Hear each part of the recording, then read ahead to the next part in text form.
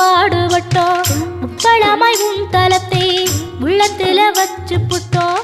கண்ணீர காலடியில் காணிக்கைய சேர்த்து புட்டோம். மெழுகினவே முருகுகிறோம் முருகா, அழுகை வர பார்ப்பதுவும் அழகா. உப்பு காத்து ஊத காத்து சுத்தும் கடலு கரைய பார்த்து சத்தியமா கோயில் கொண்ட சுப்பையா. எங்க குப்பத்துக்கு குல விளக்கு